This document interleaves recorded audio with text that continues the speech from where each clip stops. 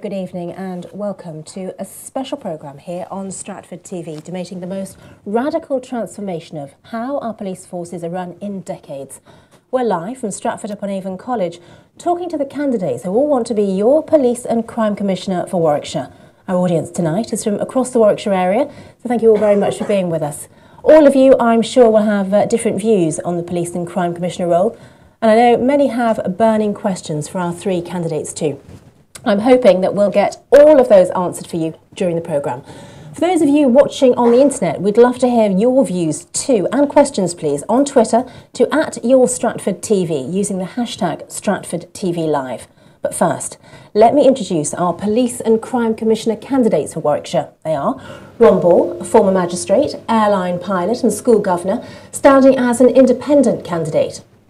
Fraser Pithy, a former chairman of Warwickshire Police Authority and special constable, who's standing for the Conservatives. And a man many of you may already know, the former Labour MP for Warwick and Leamington, James Plaskett, who's standing as a Labour candidate. So welcome to you, gentlemen. In 9 days' time, on the 15th of November, we'll all be asked to vote for a Police and Crime Commissioner. It's happening in 41 police force areas in England and Wales. The PCC will be responsible for holding the Chief Constable and police force to account on the public's behalf.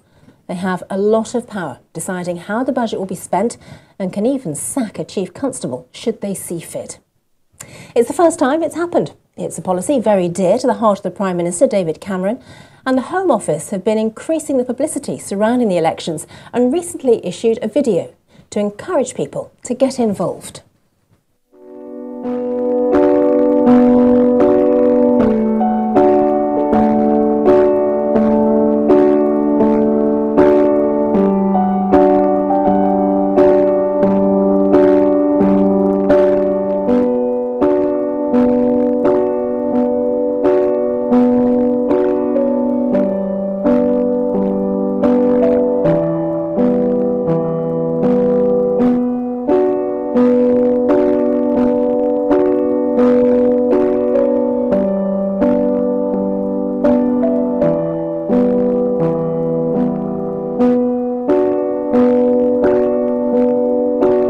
On the 15th of November, criminals will hope you do nothing.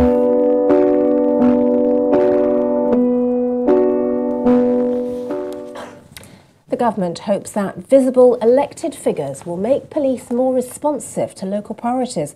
But will the new role result in the politicisation of the police? The Lib Dem leader on Warwickshire County Council said back in September that they wouldn't be fielding a candidate so as to keep party politics out of policing. Well, one of the fears is that it will be a low turnout in the elections, even as low as 18.5%, and the time of year won't help either. Last Friday, we talked to Stratford's MP Nadim Zahawi, and he was keen to say how important these elections are. It's very important that people engage with the process. The 15th of November, I think, is a big day, again, in local politics, local engagement, and making sure that we devolve power. The idea that we have a local human being who is effectively someone we can go to with our issues around policing, who can decide with the Chief Constable what the priorities should be for Warwickshire, is an incredibly important one.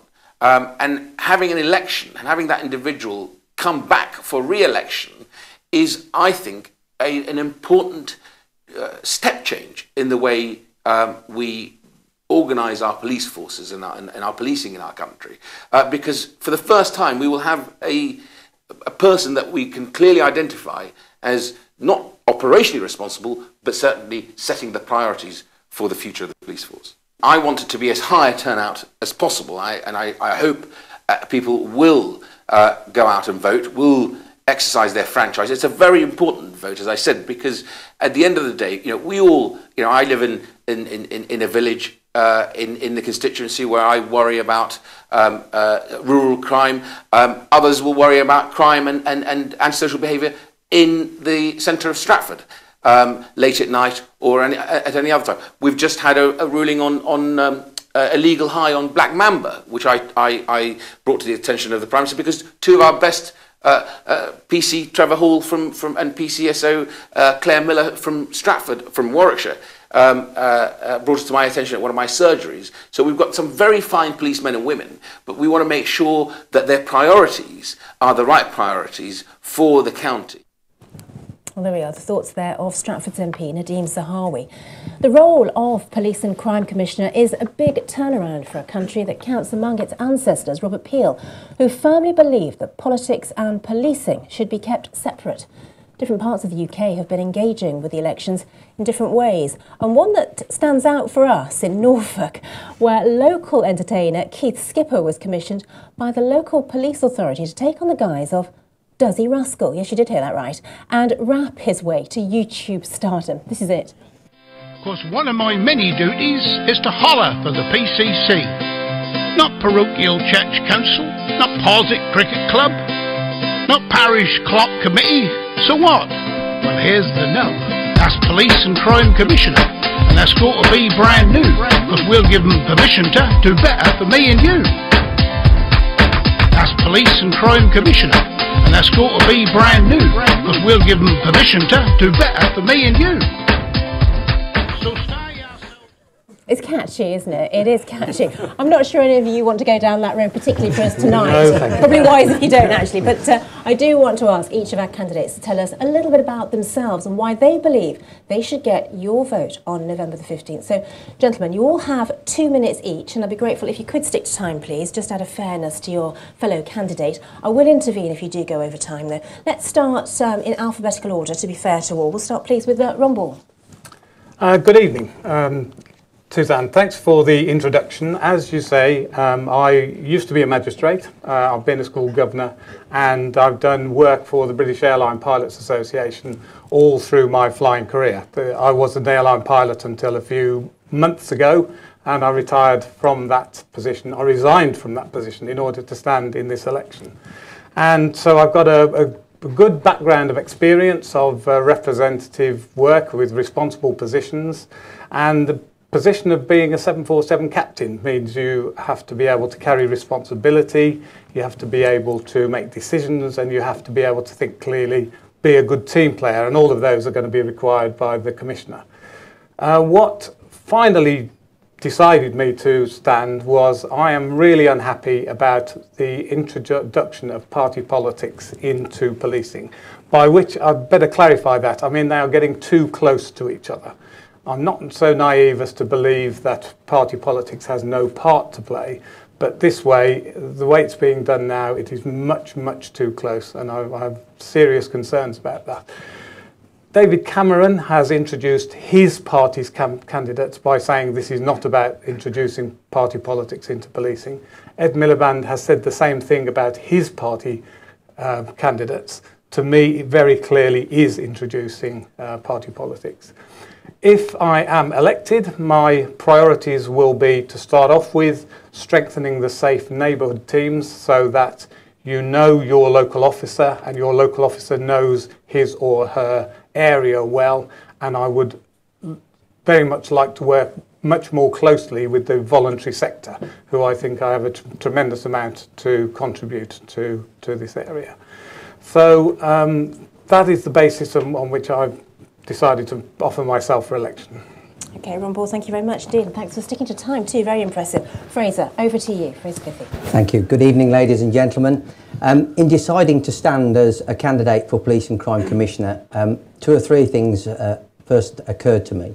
And the first thing was the fact that I have policing knowledge, both as a past chairman of the police authority and also, more probably importantly, for 8 years as a special constable doing the job that we ask our police officers to do on a daily basis.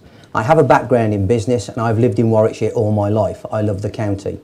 There are 3 things that drives me to why I want to do this job and why I believe I can offer Warwickshire the best opportunity for that job to be a success. The first is a proper police and crime plan based on law enforcement, crime prevention and criminal intervention. I won't go into those details now, but basically they're the 3 core components. This is about policing and crime and about making sure that we continue to cut crime in our communities. It's very, very important. We've seen in Warwickshire this year already a reduction in crime by 11%. And that's been achieved with less resources, so it does prove that if you deploy people efficiently and effectively, it's the right thing to do. It can be achieved, rather. Secondly, which leads me on to the second point really, I'm also conscious about hard-pressed families. The policing charge for council tax in Warwickshire has risen by 148% since 1997. That's a lot of money, about £180 on a Band D property. I actually do believe that the current situation we all find ourselves in means that we've got to manage with the money that we've already got. So I want to concentrate on doing that and deciding and working with the police to make sure that we're as efficient as possibly we can be going forward with your money. I don't want to come back and ask for yet more of it. So that's why I've said I will freeze the council tax next year. And lastly, this is about being accessible. This is about listening to what you have to say across Warwickshire. It is about being accessible, about listening to what you've got to say and holding the police and crime services to account. I'm prepared to do that, and I will do that if elected. OK, Fraser, I'm just going to stop you there. You did go a couple of seconds over. We'll go on to James Plaskett, please. Well, good evening. For the 13 years that I was one of Warwickshire's Members of Parliament, I worked with a succession of Chief Constables and area inspectors. And over that time, we built up the force in Warwickshire, we built up the numbers. I was part of a government that introduced community support officers to Warwickshire.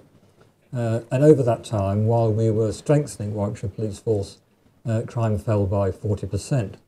And the reason I'm now standing in this election is because of what's now happening as a result of a change of government 2 years ago. Because everywhere I've gone in Stratford district, be it towns or villages, I'm hearing the same thing. This afternoon I was with businesses in Stratford town here and they too were saying the same thing. Where have the police gone? And I'm hearing from all communities concern about the sharp reduction in police numbers that we've had. The number of frontline officers is down dramatically despite government promises. And the last report that went to the final meeting of the police authority in Warwickshire, it was reported that burglary is now rising this year in Stratford and the ability of the police to detect those burglaries is going down. So I think things are moving in the wrong direction. I think we need a commissioner who's going to come in on the side of the police to support the police so that they can support us, and a commissioner who will concentrate on cutting crime, not on cutting Warwickshire police. OK, thank you very much indeed, James. Thank you all gentlemen as well. You came in a little bit under there, but I'm sure you got your message across and said all you wanted to say. I hope you feel you did.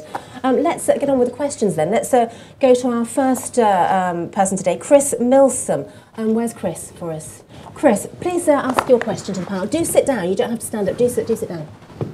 Yes, I'd like to know, with crime figures reducing, why we need a police commissioner at all. OK, why do we need a police commissioner at all? Who'd like to start that ball rolling then? OK, we're going to go for it. I will. The arrangements that exist to date, there's a 17-person committee to whom the Chief Constable reports, and in theory that gives very strong direct public accountability.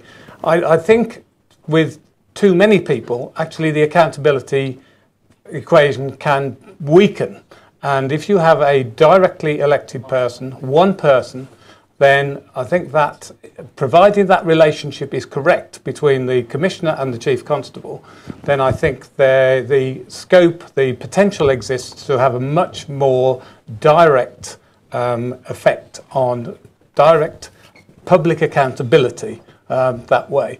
It does depend on how it's done. So it's absolutely essential that the Commissioner and the Chief Constable establish the right relationship. We'll come on to that a bit later as well, but I think you probably want to both answer that. You're probably not going to be singing too far off that hymn sheet, are you, gentlemen? I don't know.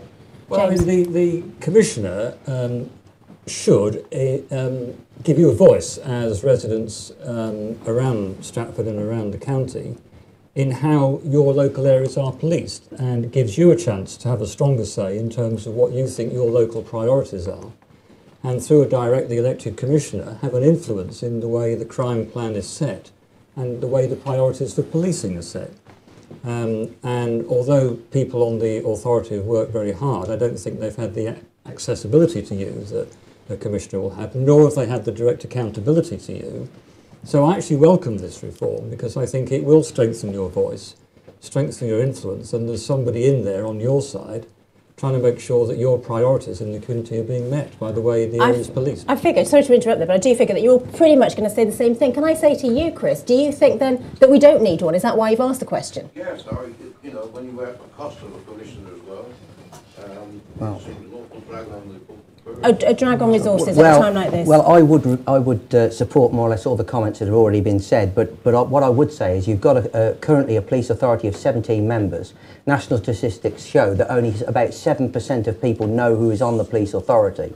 And in terms of real accountability, the ability to be able to speak to a chief constable, raise issues on behalf of the community, it's never worked. And I speak as obviously a past member of the police authority, and it's extremely difficult in a meeting where there's 17 people to really hold people to account over specific issues that you may have in places like Stratford, Rugby, Nuneaton, wherever they might be.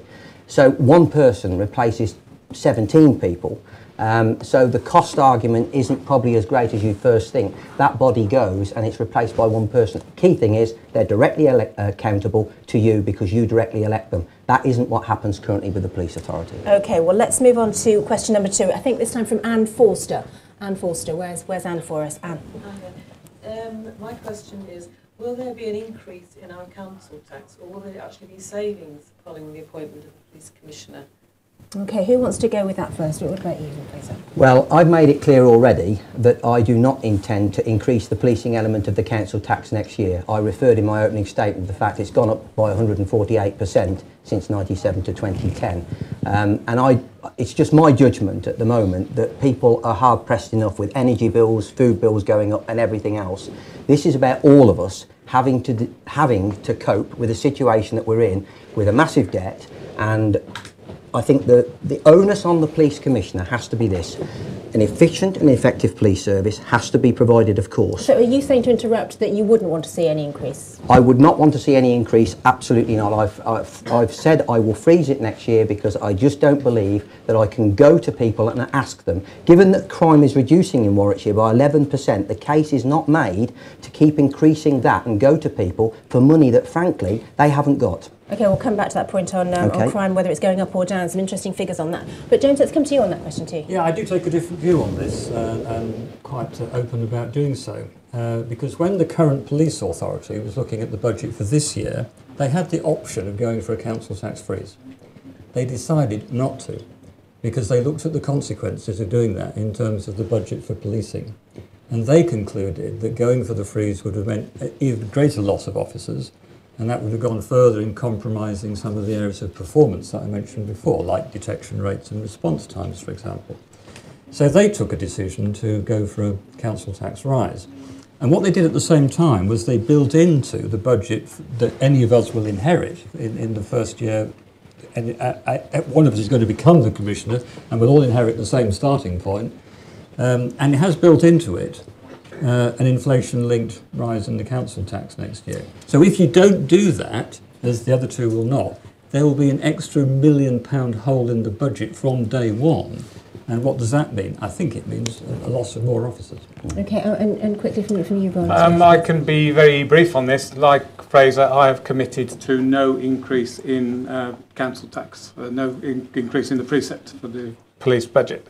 I'm really quite hardline on financial discipline as far as the running of the police service is concerned, and I don't see a need for an increase, and there will be no increase if I get elected.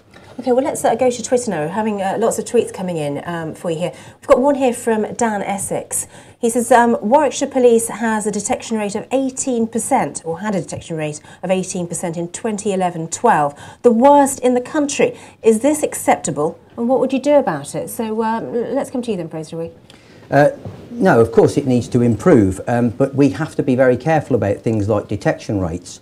The detection rate is low, and certainly last year Warwickshire was going through a major transformational change, and performance did dip. I think what we have to also look at is this year's current performance, and detection rates are improving. Warwickshire have moved to a new policing model. That is why recorded crime is down by 11%, and detection rates are rising and going up. Detection rates in any force can always be improved. This is about how we make the best we can with the budget we have and the resources we have, and now they've gone through that transformational change. The sort of performance we saw last year is now certainly being improved upon this year, and we have to stick with that. That's the last 6 months though, isn't it? That's the last 6 months since Because April. before that it was quite poor. Last year's performance was poor, and that was because the organisation was going through a major transformational change. Any organisation that does suffers that sort of problem.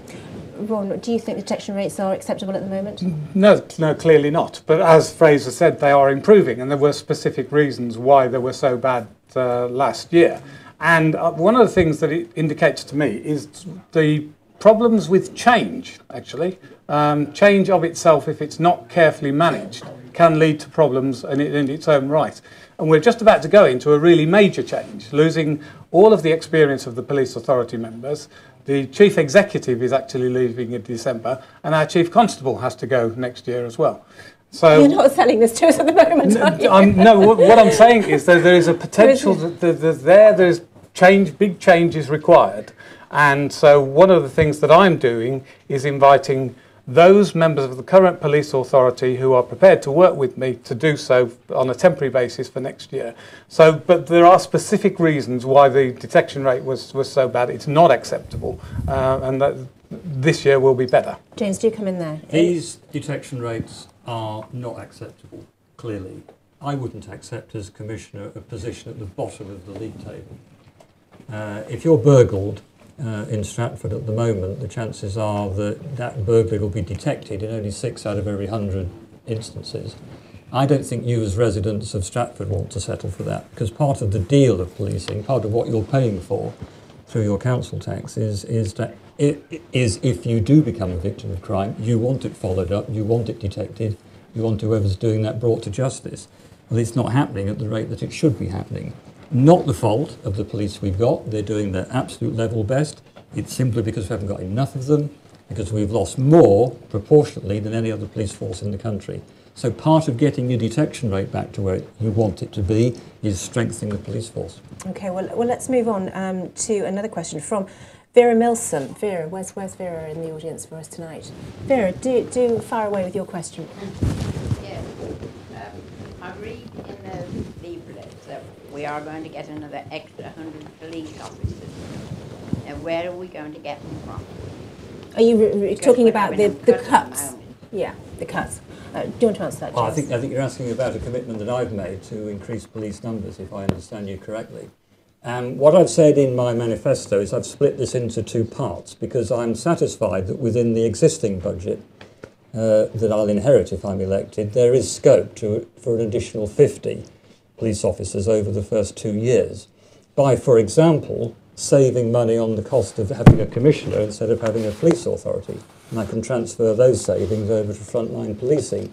There are other changes I can make within the existing budget to move funding away from things it's currently spent on to supporting additional frontline officers. That's quite an interesting claim though, isn't it? Because they've got to save in the Warwickshire Police £10 million by the ends of 2015-16 financial year. Yeah. So that's an awful lot of savings to be made if you're going to put more officers back on the beat. No, but there are things you can do within the existing budget, even within that framework. Right. I'm satisfied that it can be done to produce the resources to fund the extra 50 to start with.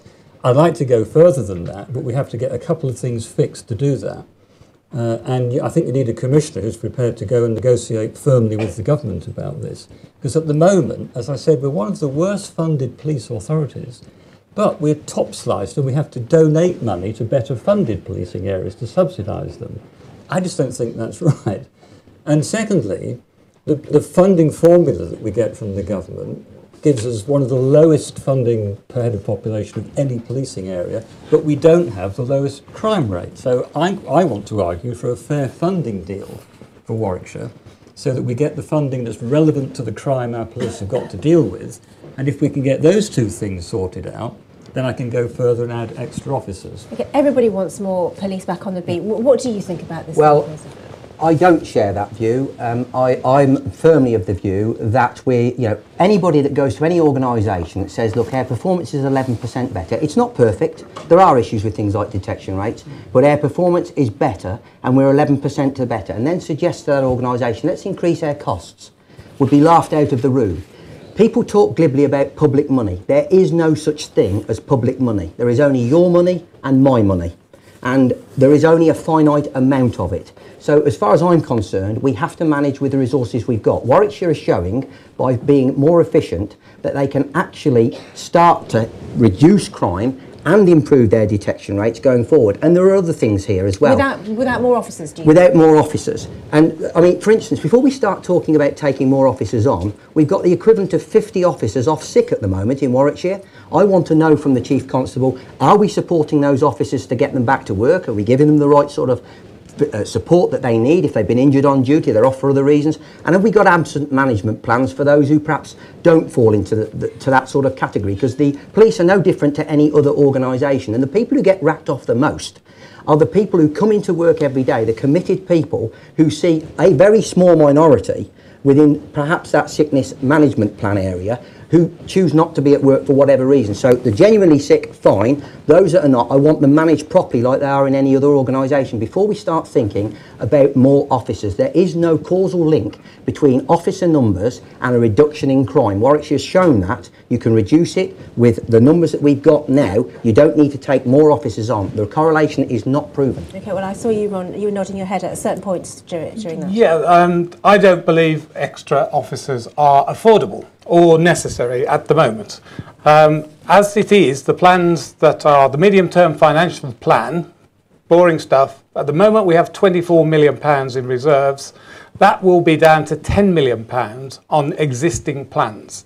If we were to recruit 20 officers, and you can't recruit officers and make them redundant next year, if you take them on, they are on for a period, for a very long time, that is £1 million a year, and that makes the financial position that much worse. And I am not prepared to make that commitment. I just don't think it's necessary. And one of the differences between how James is prepared to talk about his plan and mine, I will only talk about money that I know is there. I will only make promises that I know I can stick to. So to talk about money that might be available from talking to the government down the line, I don't think is reasonable. Because if that money doesn't materialise, then that promise, in inverted commas, can't happen. And interesting, I don't want to dwell on this too much at the moment because I'm sure there'll be other questions, but interesting that you raised that fact you would go to the government and ask, well, depending on which political party you may be from or you may be independent, do you think that would have an effect? Do you think you would be told to go away if it was a different party in power? Well, this funding issue that James has referred to, I agree, there are funding issues. But let's understand this. They have existed over 20 years ago. When I was on the police authority in the middle of the 1990s, we were then having debates with the then Conservative government about getting it changed. I mean, the current government has now entered into a review over it. But it's OK, James, saying about going and getting this changed, but, you know, his party were in government for 17 years. They didn't change it. The previous Conservative government didn't change it. I agree, we do all we can. But I also agree with Ron. You have to deal with the money you've got. You can't build something on jam tomorrow thinking you're going to get some money tomorrow. I hope that we do get better funding. But we have to manage with what we've got today. That is unlikely, though, isn't it? That's a bit of a pipe dream with all these cuts around, isn't it? The 10 million I think it's unrealistic. I think it's unrealistic. But I'll tell you what we did do. We topped up to compensate for that very poor grant, so that the funding was at a decent level, which is how we managed to build the strength of the police force up. Now, those top-ups are now being taken away by the present government, so it brings that formula right back into focus. And of course, they would say tough times and cuts have got to be made everywhere. We will come back to this, but I do want to talk to... Suzanne, we do know how you did that. You borrowed the money. No, we all know where that ended. No. Before the financial crisis, we'd actually cut borrowing. I just want to talk to bring in Simon Payne. He's the chairman of Warwickshire Police Federation. Simon, where are you for us this evening? In the back there. Good evening to you. You're a serving police officer as well, obviously. You want to speak as a Bobby on the beat, do you?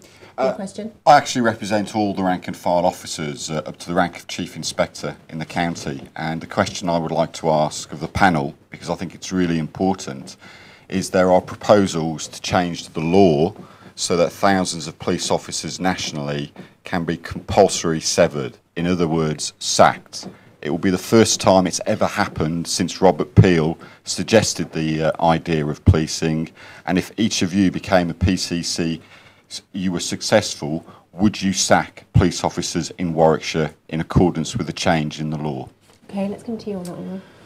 If I were a serving police officer at the moment, I would feel that I was being targeted. That is my interpretation of it.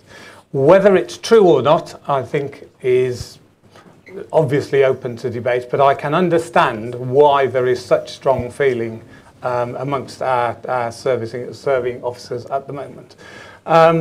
If the law is changed, we will have no say over that. That is something that the Parliament would do.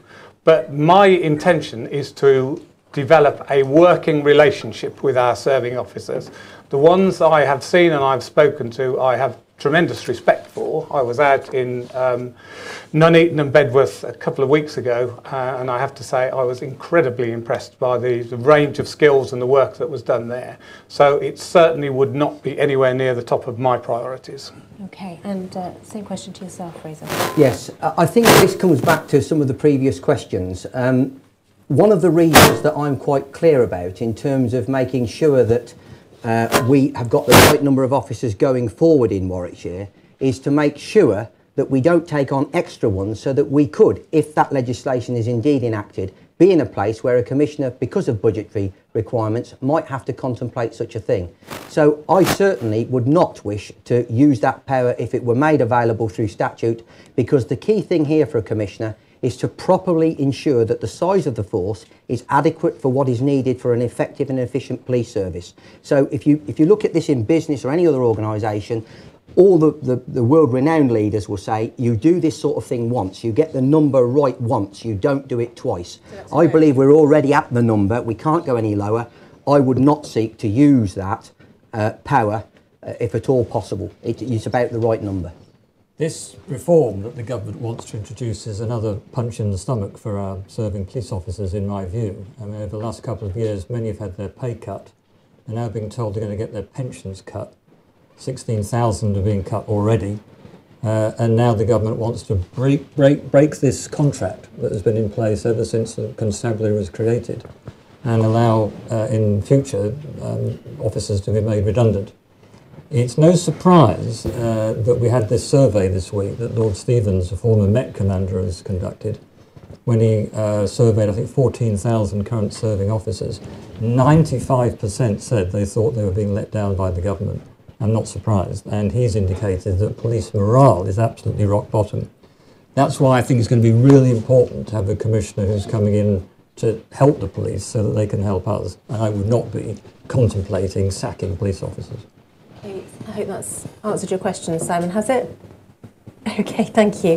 Let's just go back to the tweets again that we're getting in. We've got a tweet from Legal Business, and it says, how are you going to keep politics out of policing when most of you, I'm presumably speaking to you two gentlemen here, Fraser and James, are overtly political? Well, shall I start? There's a very clear distinction here, which I think it's important to get established.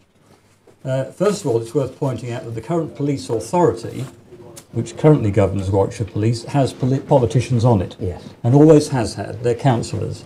So there's always been a political presence in terms of deciding the strategic priorities, like how much to spend and how much to tax. A variety of different parties, though, I suppose. Yes, but so there's no change in terms of there being any political involvement in terms of choosing who you have overseeing the governance of policing.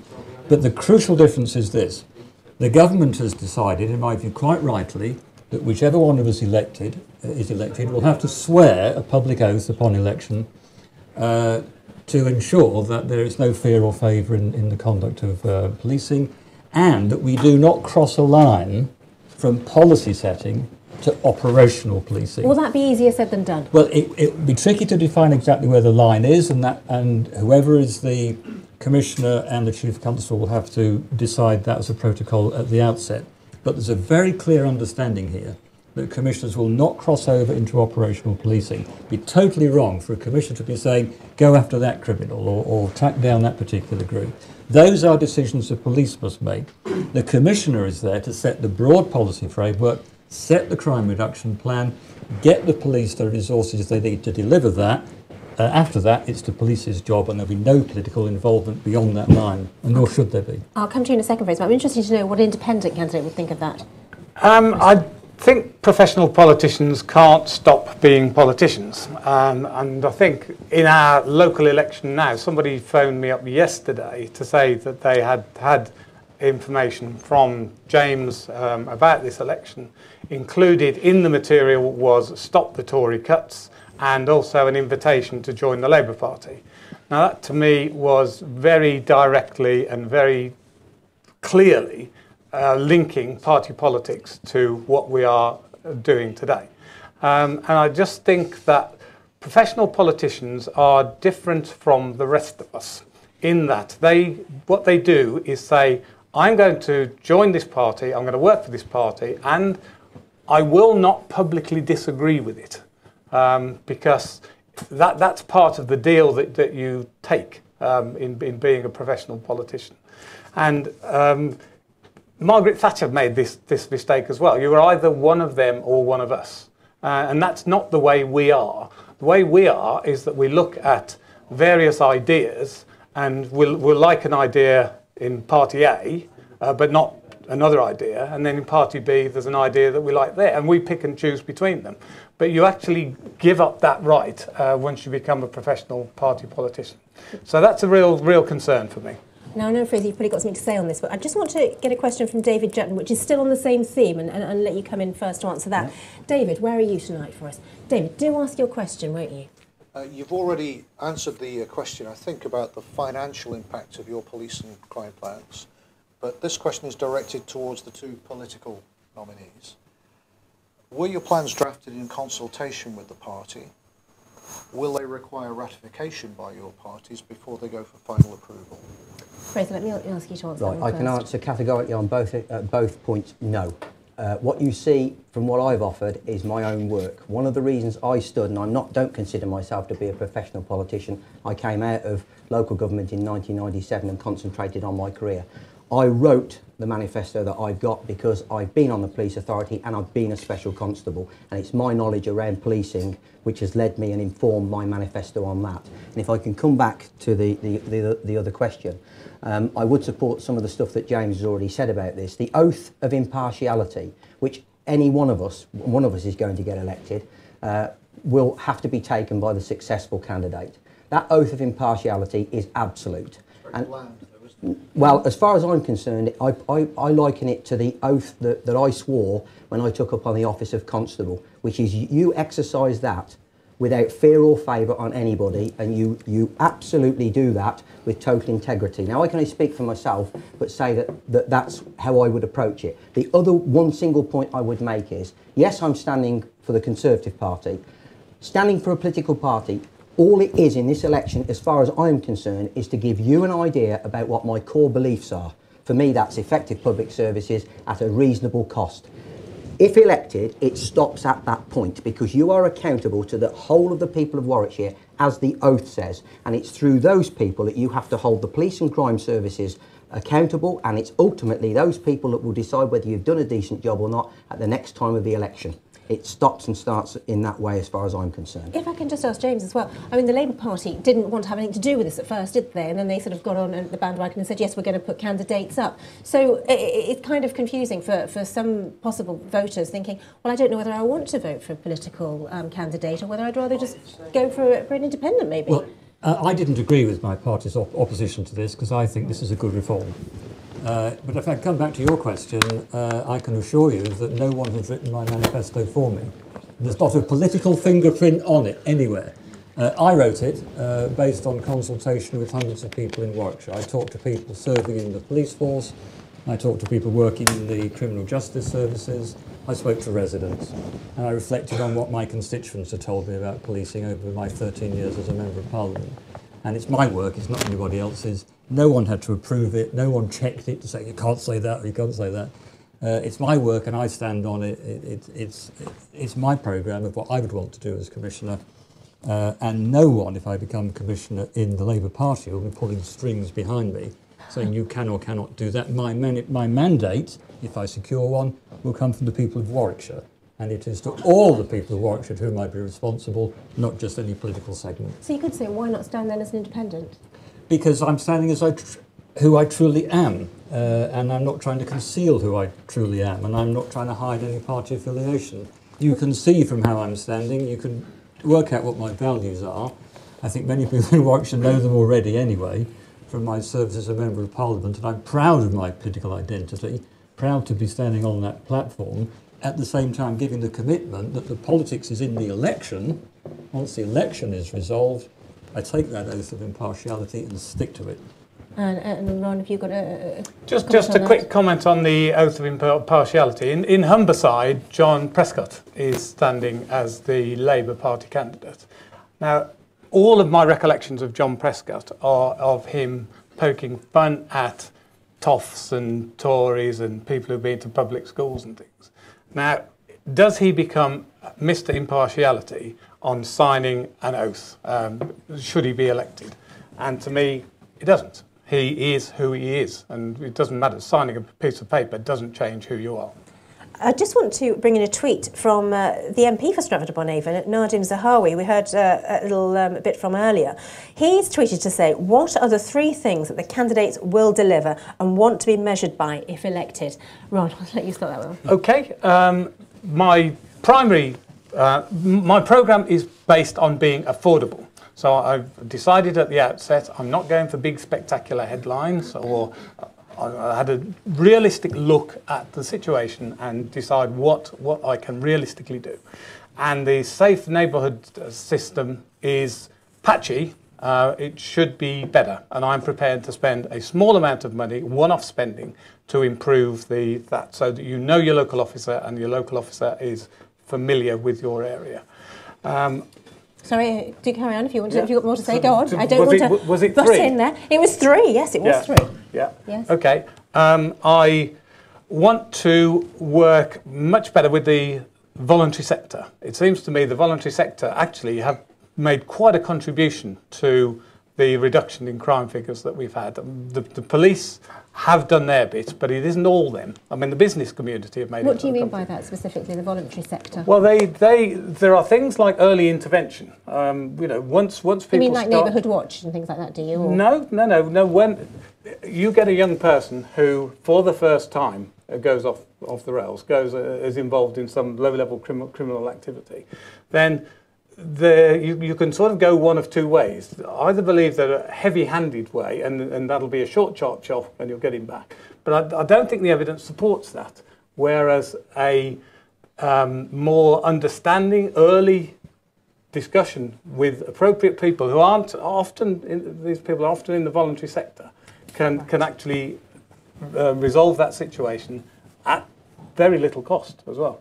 So I would like to see those sort of areas developed as well. So. Fraser, let's come on to you. What are your 3 things that you will deliver should you be elected? Given I've already spoken about the costs of things and making sure it's efficient, I think that this is about policing and crime.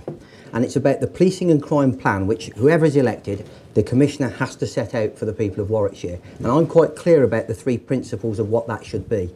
First, law enforcement. Secondly, crime prevention. Third, criminality intervention.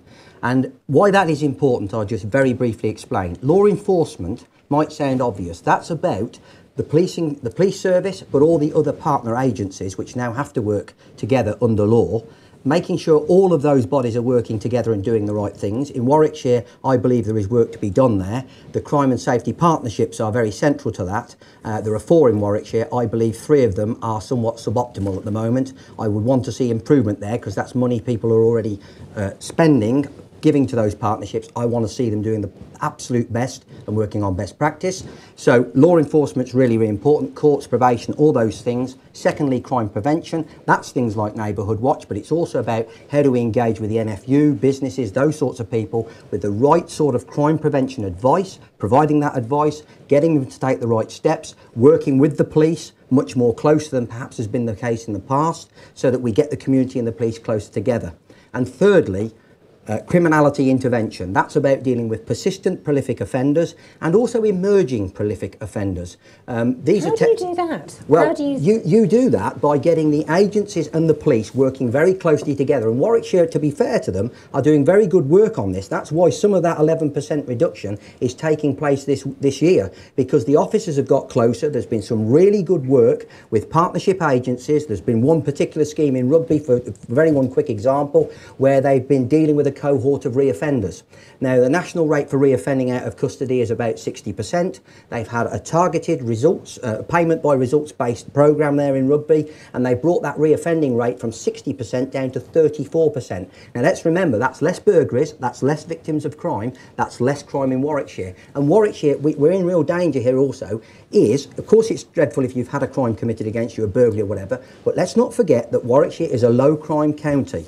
On average, there's 4 to 5 burglaries a day. That's 4 or 5 too many, but it's not in tens or hundreds. So, you know, those 3 elements are the key principles around any policing and crime plan. OK, let's come on to you, James. What are your 3 ultimate wishes should you become the PCC for Warwickshire? It's simple. Lower crime, strengthen police force, and better support for the victims of crime. OK, well, let's come on to another question now. This one is from Elizabeth Dixon. Elizabeth, please tell us your question.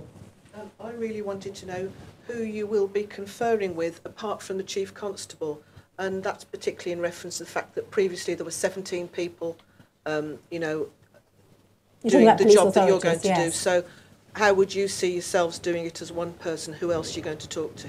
Who would like to answer that one first? Well, if I start, first of all, there is a policing and crime panel which is set up under the legislation. That will be formed of 10 elected councillors, 5 which will be from the district authorities in Warwickshire and 5 from the county council. And that panel gets the right to appoint 2 further people, so it's a panel of 12 people. They can scrutinise what the Commissioner is doing, they can require reports from the Commissioner, they can veto the budget if there's 75% more, or more of them that are not happy with it. They can also veto the appointment of a Chief Constable in the same way. But to answer your question completely, of course, there is a whole range of other things that one would want to do. We've heard talk already about businesses, organisations like the National Farmers Union, it's a very rural county, small businesses, the voluntary sector. There are particular areas where particular crimes like hate crime and things like that, where you want to engage with those groups. It's going to be a very challenging role. Getting out there and talking to people. It's going to be a very challenging role, absolutely. But you've got to get out there and talk to as many people as possible across the whole part of the county. And that's another point that, you know, there is a view, it might not be shared here, that the people in the north of the county feel very much that they're the forgotten north, because that's just the way they feel. The north of the county is equally as important as the south, as indeed the south is. So it is about getting to all parts of the county and getting into those groups. The key thing is to make yourself regularly available and to listen to people and what they've got to say. Conferring with the Chief Constable, who else will you talk to? Well, your question is who will I confer with? And the answer is quite simple. It's the communities that make up Warwickshire, because that's the purpose of having this new post come into existence. It's not going to be me calling all the shots. I'm there to represent the people of Warwickshire, and I need to be listening to what you're saying and what you want and what your priorities are, and trying to translate that into a programme of action. That's how it works. So I take it you're going to be very visible very visible and very accessible. I'll try and put in place exactly the same principles I had when I was representing part of the county as a Member of Parliament. I had a reputation of being extremely accessible, always out and about in the community, always listening to folk. I want to do exactly the same. I'll ask each area to have its own local champions that I can go to for quick access, but I want to find all the ways we can use now with modern technology to give you, as residents of Warwickshire like myself, direct access to me, so that we can have question and answer sessions, feedback sessions, so that you can keep an eye on the crime reduction plan. You can be the test, is it working or not? I want to know if you're having problems in an area, so I'll be here doing local surgeries from time to time, so that I know exactly what's happening on the ground. Because the key people for me to consult with are the people to whom I'm accountable, yourselves. James, of course, I don't want to go across, but basically it's all about talking to each other, isn't it? Everybody seems to be singing off that same hymn street for that, getting out there and talking to the communities. There is an added level, in my view. The alliance with West Mercia. I did want to come on to that, actually. The Commissioner is going to have to talk to the Commissioner for West Mercia. If we are going to seriously pursue trying to get changes to funding from government, then that's going to require input from our local MPs probably. So the communication problem, and I describe it as a problem, it is a problem, for the incumbent commissioner is going to be quite huge. And I think what I have done already is started designing myself a sort of communication tree that I will work to. Okay, interesting. I do want to bring in Thomas Thorogood here, because that question very much links to the alliance that you've just mentioned. Thomas, where are you? Thomas, tell us your question.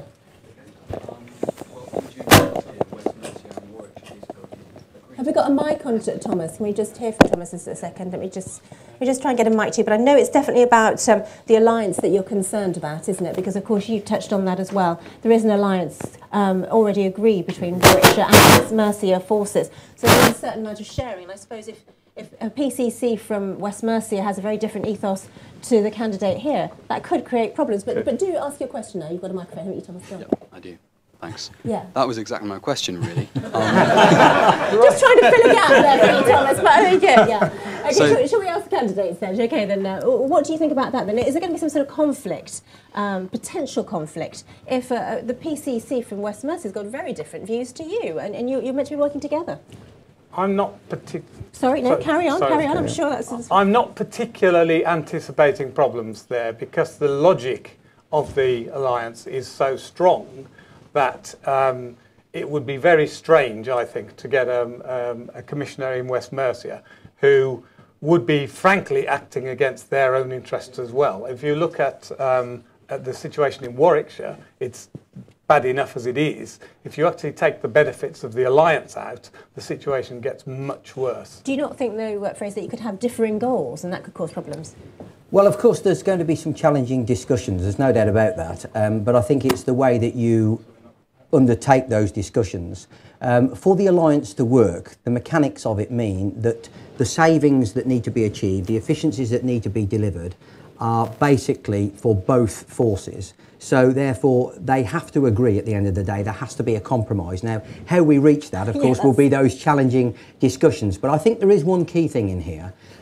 It'll be a wise commissioner, in my view, that doesn't always go for particularly the cheapest way of standardising a particular way of doing things. What we've got to make certain is that we go on the best way of doing it, because we're dealing with crime here and policing, we're dealing with victims and various other things. And that's why some of the discussions will be challenging. I think at the end of the day, both forces have to get to a place where they're comfortable. We have to have a professional, challenging discussion to get there, so that we can look at people, for the Commissioner in Warwickshire, look at Warwickshire people in the eye and say, we've decided this, and it is the best way of doing this particular activity. Well, let's ask pretty much that question to James. I mean, we are going to have to sort of see people putting their egos to one side, aren't we, working together? Yeah, it's crucial that this alliance work. There's a very strong logic behind it, a very important financial logic behind it. It's in its infancy. So I think the two commissioners coming in will have a chance to shape how it evolves from here. But it's a very important part of planning for the future and meeting some of the challenges. But I want to go further than just this alliance. I want to look at the cross-border with other areas of policing. One of the most glaring challenges we have in Warwickshire is addressing the issue of the policing of Coventry. Because the logic of your policing structure is it ought to follow the patterns of crime. Because criminals don't recognise borders, so why should the policing structure? So I'm also will be looking for a discussion with the Commissioner who emerges for the West Midlands about how we can strengthen joint working with the police in Coventry. By looking at other borders as well, because we suffer a lot in Warwickshire from cross-border crime. Being at the heart of that motorway network, we get a lot of criminals coming into the county and then exiting again. And that cross-border cooperation is critically important. Well, you all seem to be sort of saying, you know, cooperation is very important, got to talk to each other, do what's best. If you come at it from that point of view then, would it be unkind to suggest that maybe both forces only need one PCC to be in charge? No, I don't think that is the case. I mean, certainly I can only speak for myself. I am absolutely passionately supportive of Warwickshire Police. Policing in this country is based on the principle of policing by consent. West Mercia is already a fairly large force because it covers 3 existing counties in the west part of the rural West Midlands area. And I don't think that Warwickshire adding to that and basically becoming a bigger part of, or rather a part of a bigger force is the right call for Warwickshire, or indeed the right call for what we're doing. I think the alliance is an innovative way of us getting the economies of scale, of getting us the savings that we need, both mutually, but at the same time retaining our identities. I think that most people in Warwickshire would say to you, if you ask them, if you live in Stratford, there are particular issues in Stratford, and there's this particular way that people do things in Stratford, and it's different in Nuneaton, it's different in Rugby. Now, we celebrate those things. If you make it much bigger than that, you lose the local identity, I think, to a point where you've lost that policing by consent. But we are running out of time a little bit, so I do want to sort of hurry you on and allow you to all have a view on this. I'll come to you, Ron, but I mean, you would say that, wouldn't you? Because you all want to be the PCCs for Warwickshire. You don't, Correct. I'm not going to disagree with you there, Suzanne. That's absolutely true. But I do think what Fraser was highlighting there is really important. And as I said, a major part of my programme is local policing.